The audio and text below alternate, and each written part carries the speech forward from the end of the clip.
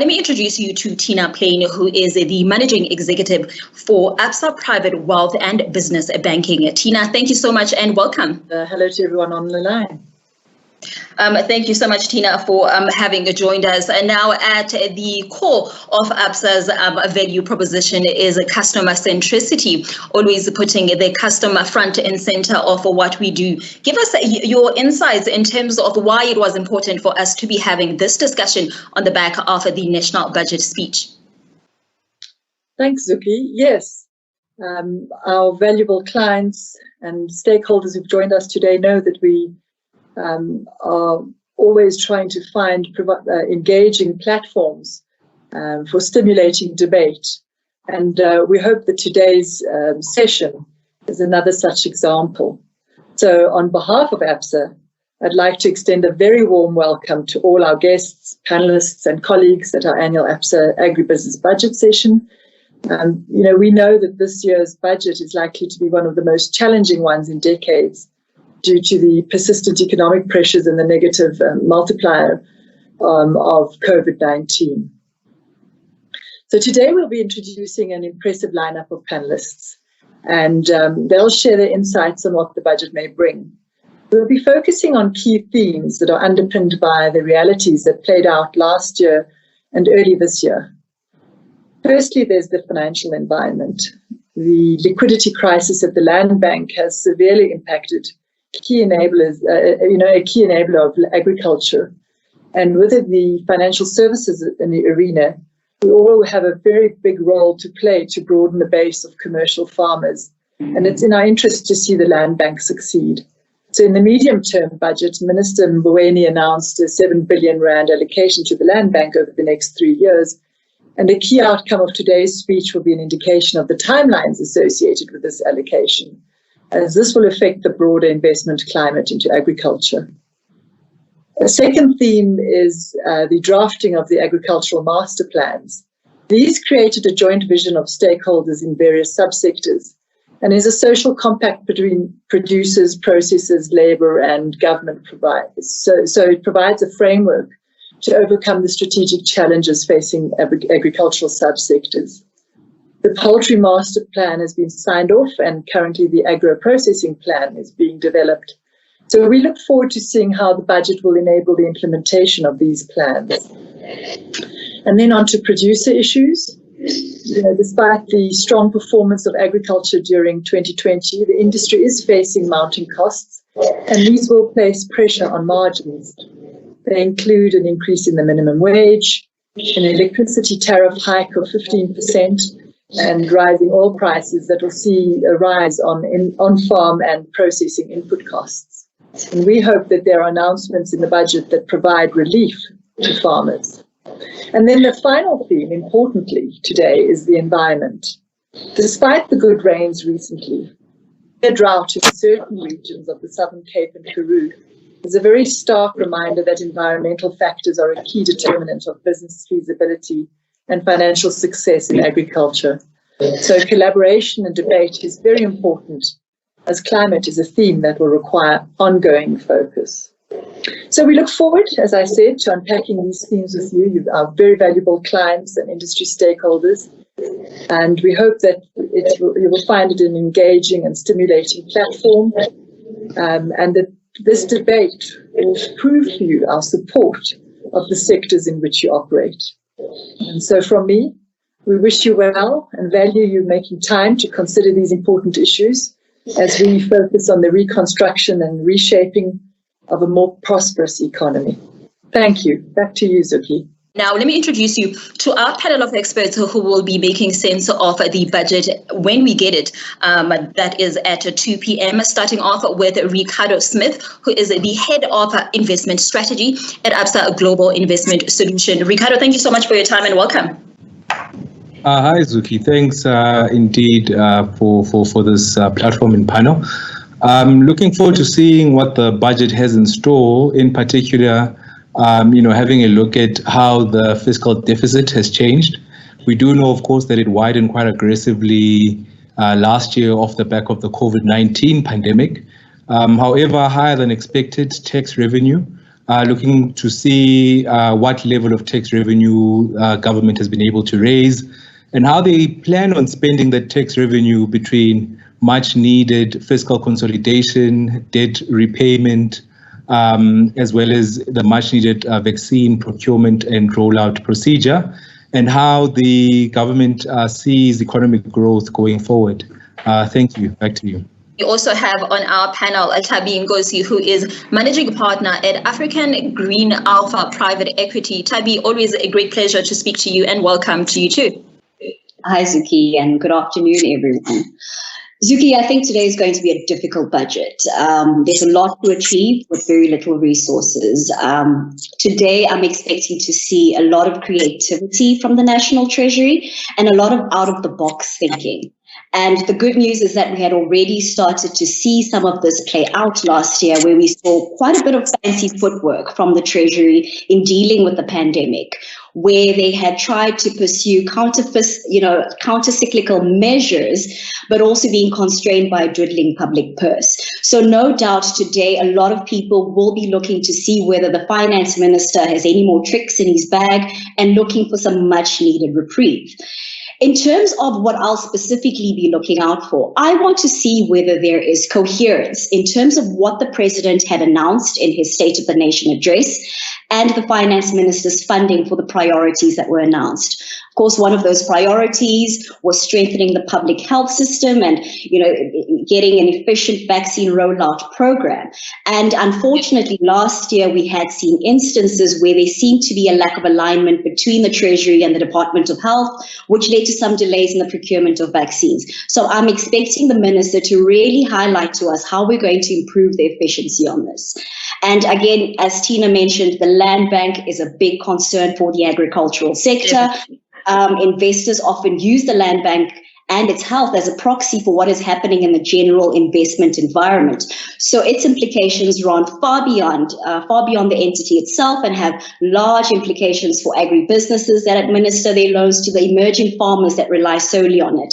So absolutely, that is one of their priorities that I think the finance minister should have. Thanks, Suki. Back to you. Thank you so much, Tabi. And of course, at this time last year, a lot of us were not aware that the land bank would be an additional expenditure item on in as far as those bailouts are concerned. Now, let me cross over to Christo van der Riede, who is the Executive Director of AgriSA, for his thoughts on today's speech. Good afternoon. We've seen last year that the Minister of Finance, during his medium-term budget speech, has decreased some of the monies that were supposed to go to the Department of Agriculture. And that had quite an impact on land reform initiatives and also other services provided by that. So first and foremost, it would be very interesting to see what kind of money he will allocate this time around to those departments. And remember now, Department of Land Affairs and Department of Agriculture is now one department. And it's critical for us to understand what type of money will be invested in that one department now, and secondly, how will that money be spent? There's a big talk about expectations around land reform. My big question is always, if you don't have the money, what are you going to do? Because now you've raised certain expectations. Remember, government has also made 700,000 hectares of land available. Obviously, it's not the job of the Minister of Finance to tell us how far they are with that process. But we want to know what kind of money will be invested. Because it's one thing to give people land, but people need money to obviously unlock the production potential of that land. And then secondly, what kind of money will be spent on infrastructure? We've seen last year a lot of, the agriculture sector has done well because government has opened up harbors. We've remained very competitive in terms of our exports, but we want to see real-time investment in terms of harbor development, road infrastructure development, also investment in electricity, and as Tabi has mentioned, money into the land bank. Most certainly. Now, Professor Ferdi Meyer, who is the Managing Director of the Bureau for Food and Agricultural Policy, I'm sure you agree with a lot of the sentiment that has been put forward by the rest of the panelists. No, absolutely, Zuki, and thanks very much for this opportunity. I think what I want to add is the importance around the key message. What are we going to get? What's the overarching message that we're going to get from this budget? And is this a message of sending out a signal for investment? And you know, we all understand our limits and our constraints.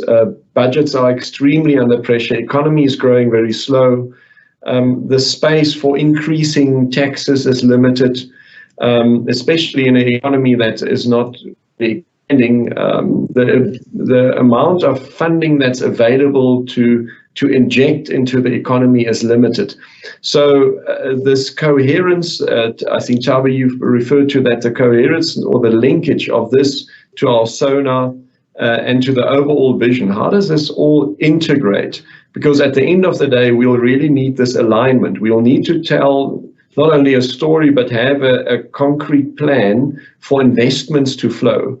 And these are not only investments to drive growth, but also investments to, these are all like labor absorbing investments. And that's a challenge. In agriculture, we saw those numbers coming out yesterday. We had a very good year due to good weather conditions, mainly good prices, slightly weak exchange rate, good crops, but we actually shed jobs. And yes, there was a big pressure on the wine industry, which is a very labor intensive industry. And the limitations of movement of people. But generally, the concern is, you know, we have investments and there are profits, but how sustainable are these? And can we absorb labor also and have inclusive growth coming? And that's why this key overarching message of this is an investment that I want, this is an environment that I can invest in. And it's a secure investment. And you have an integrated model where you have careful and prioritized investment across the value chain. Thank you. Thank you so much for those insights, Professor Meyer. Now, rounding off panels, or rather panelists, is Simon Gia, who is no stranger to broadcasting. Simon is also a writer as well as an environmental scientist. Now, Simon, you've heard what everyone has had to say about the tough fiscal position that the government finds itself in, and how, as Tabi touched on, how we're going to need to see some sort of coherency in what the government, in the form of the president, said in the State of the Nation address, and what the minister will say in just a few minutes. Now, coming in from the green economy type of background, what are you looking forward to from today? I mean, you're quite right. It's been a nightmare year, not only for South Africa but for the whole world. And I suspect that a lot of decision makers are saying, well, when your house is on fire, you don't worry about fixing the roof necessarily. And environmental legislation tends to be more long-term thinking. Tends to be, have a horizon sometimes of a generation. Whereas a lot of what is currently wrong is very, very immediate and short term. In terms of where I would like to see money being spent, well, yes, we obviously need to be improving our energy network, and a large part of that is making that network more renewable, or at least spending more money on renewables.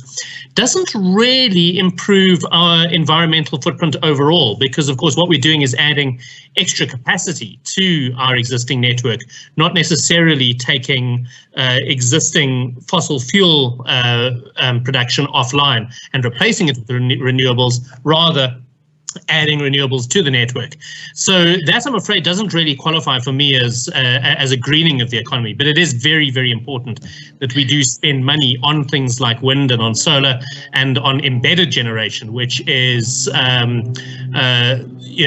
small-scale generation where you have perhaps solar panels on top of a factory roof that are then fed back into the system. That sort of energy mix is very, very important. And even if it doesn't mean an overall green greening of our economy right now. What it does do is improve capacity, improve institutional knowledge of how to build these sort of projects, so that when we find ourselves maybe in calmer waters, then we can really start working towards improving our overall energy mix. In terms of just general environmental thought and knowledge, I really do hope that we don't see opportunities for companies to shortcut environmental legislation in an effort to kickstart growth. That's often a massive temptation in times like these, and yet all you're really doing there is kicking problems down the road for future generations to deal with. Thank you so much, Simon, for your views on this particular topic. As an international credit ratings agency, is this a speech that speaks to your concerns? As we will bear in mind that over the past few years, ratings agencies and investors have had a somewhat negative view of the South African macroeconomic as well as investment environment. Yeah, thanks, Suki. I thought that the minister said many of the right things. Of course, we have to be cognizant that he has to balance a lot of political objectives with what he says in the budget. So I think he did a good job on that front. Of course, what the investors have always, kind of been saying is that the public sector's wage bill is seems to be ballooning, and it's quite a critical component of the budget deficit that we run. We didn't really hear the minister address that, and I know that ratings agencies have addressed that point quite specifically. So perhaps, as we look through the documents that the National Treasury has put out, we might get some more information on that. And I think this issue of confidence in terms of international investors and ratings agencies is critical at this point. We've heard the minister really talk about a lot of emphasis on public-private partnerships, the creation of funds in the tourism space, at the borders for infrastructure. So that all requires the private sector, and particularly global investors or international players, to come to the party. It was crucial at this point for the minister to give some comfort to these. And I think he did a good job in light of the very, very difficult environment that we're currently working in. Ricardo, are you comforted, especially given that the gross debt has now increased from 65.6% to 80.3% of GDP, this for the current fiscal year? Thanks, Zuki. There's quite a lot of mixed bags in there, so some positives and some negatives. I think the debt to GDP was always expected to deteriorate to around current levels. But what has come out on the positive side, which was also expected looking at some of the December revenue numbers, is an overshoot in the tax revenue collection. And this, in actual fact, has been spent in various ways. One of them, when you look at where in the midterm budget policy statement, government was expecting to stabilize debt at around 95% debt to GDP. They are currently expecting that to stabilize at around 89% debt to GDP, so a slight improvement from the midterm budget policy statement. Although the cost of servicing debt, it's quite important to note that it's still the fastest growing expenditure item at around 13% over the next couple of years. But yet again, a moderate improvement from the midterm budget policy statement, which was seeing debt grow at levels in excess of 15%. Are you somewhat assured that we are on the right growth path, given what the minister has indicated, of course, taking into account, or rather being honest, of the challenges that lie ahead for the economy? I must be honest, we're really scraping the barrel here. We're reaching levels of debt never had before. 5.2 trillion in 2023-2024. A tax shortfall of 213 billion rand.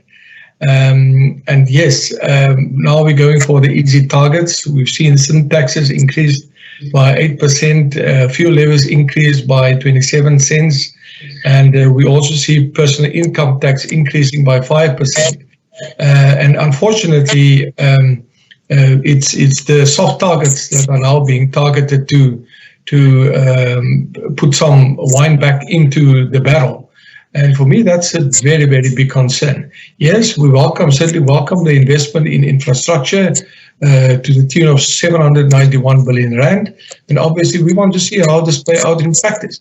There's another 100 billion rand for employment creation. The question is, how is this going to play out in practice? And then the minister has also mentioned the recruitment of 10,000 extension officers to help with post-settlement support and getting new farmers on the go wherever land is being distributed to them. And the proof is in the pudding, but one cannot, lose hope in the midst of everything that's happening out there. But I think there's a big job at hand for government to make sure that this money is well spent. Not much mentioned in terms of the green economy.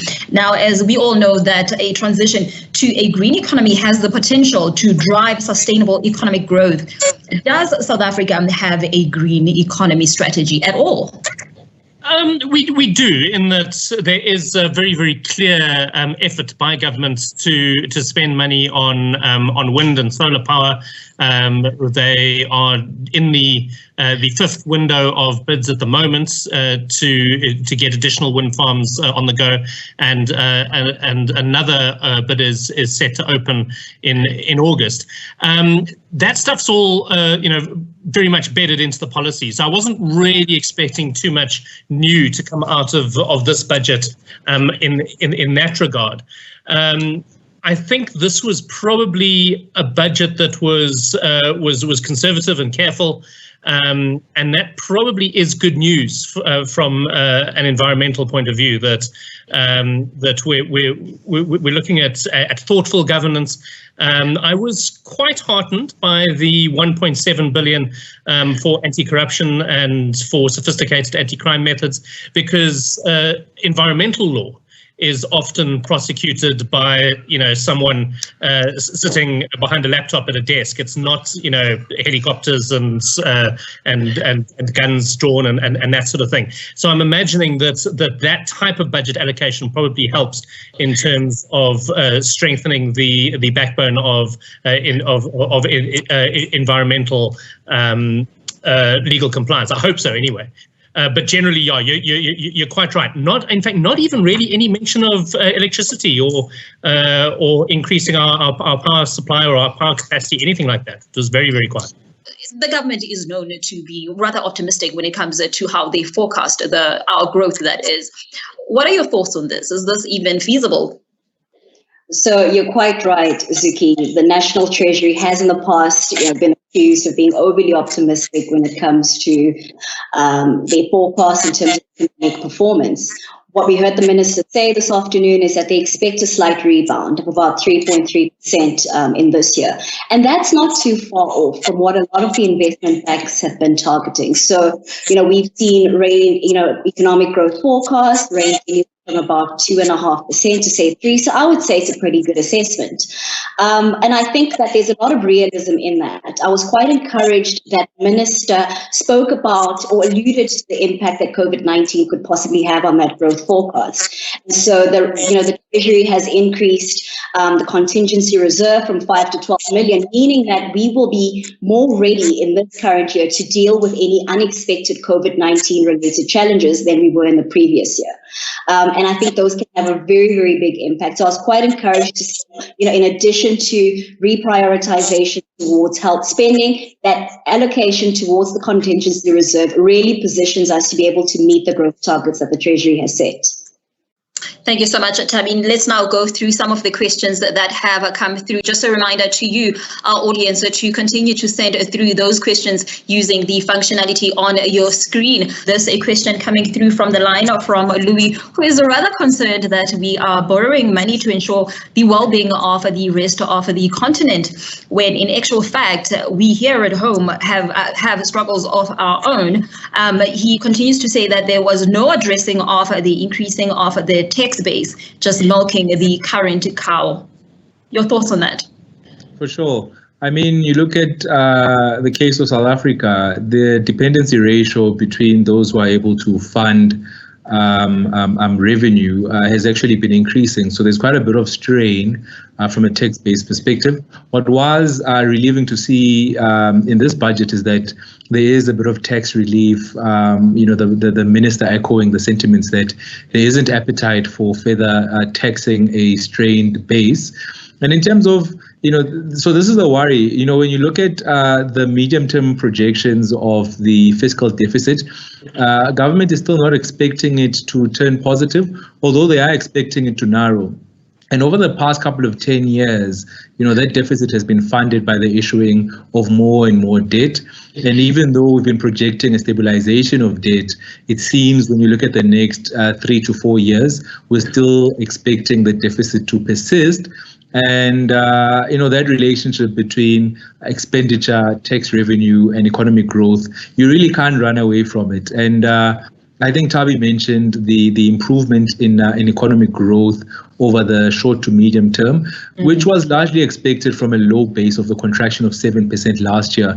But once you start looking 4 or 5 years further out, you're starting to see that real growth rate fall below levels of 2%, which really speaks to that negative output gap that we spoke about earlier. And so you may worry that further out, you will see this debt continuing to spiral out of control. The question asking whether or not the lower CIT rate will be enough to offset any adverse effects of these limited deductions. And can we broaden that tax base by lowering the CIT while taking away some from somewhere else? Let me give it my best shot, Zuki. So, it was encouraging to see that there is some thinking around the corporate tax rate. It's been a long time since we've seen a change of this nature. And of course, it is a very slight lowering, and it does come with a lot of provisos that we'll still need to interrogate when SARS eventually puts out, what their thinking is in this respect. But I think the issue that economists and investors have always been making is that we need to make sure that we have an attractive investment climate. And tax is just one of those things that can be a sweetener for investors that are looking at South Africa as a possible destination. So it's encouraging. And the minister did open the door for further reviews of the corporate tax rate from what I read in the speech. So I do think that this is something that we are going to see a lot more of. Whether this can offset the kind of tax increases that we've seen in the speech, that remains to be seen. I doubt that it will, but I think this is almost Treasury trying to show that we are thinking about this issue of having to make this an investment attraction. We are thinking about the fact that there are many different countries where people can invest, where people can go, and we are trying to get you to come to South Africa. Thank you so much, Tabi, for your insight and every one of us in the country. Starting off with you, Simon. Overall, what's your takeaway from today's speech? I totally get that this is a crisis budget, that we live in uncertain times and all of those cliches. I think my call to government is don't fall into the trap of looking for short-term solutions. Don't cut corners on environmental legislation. Don't put development where it shouldn't be. Don't allow environmental damage in the service of short-term economic gains, because we will pay for those down the line. Simon Gia coming through saying that the government needs to be in a position where it takes the harder decisions and not necessarily cutting corners. And Christo coming there saying that alignment will be very important going forward to make sure that whatever the minister made pronouncements on today does actually deliver. Ricardo, still very concerned about the debt position that we find ourselves in, and emphasizing that debt stabilization will be key going forward. And of course, Tabi, they're sounding very positive, especially in as far as how the minister prioritized the agricultural sector.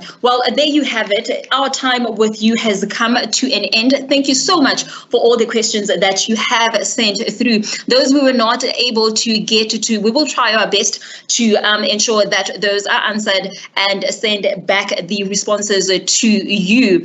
As we wrap up, let me thank all of our panelists. As mentioned, Ricardo Smith, investment strategist at Absa Global Investment Solutions, Tabi Ngozi, who is a managing partner at African Green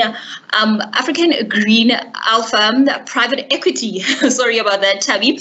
We also have Professor Fedi Meyer, who is the Managing Executive of the Bureau of Food and Agricultural Policy, as well as Christo van der Riede, who is the Managing Executive of AgriSA, rounding up with Simon Geer, who is a broadcaster as well as a writer and an environmental scientist. And this is the end of our time with you. From me and the team, thank you.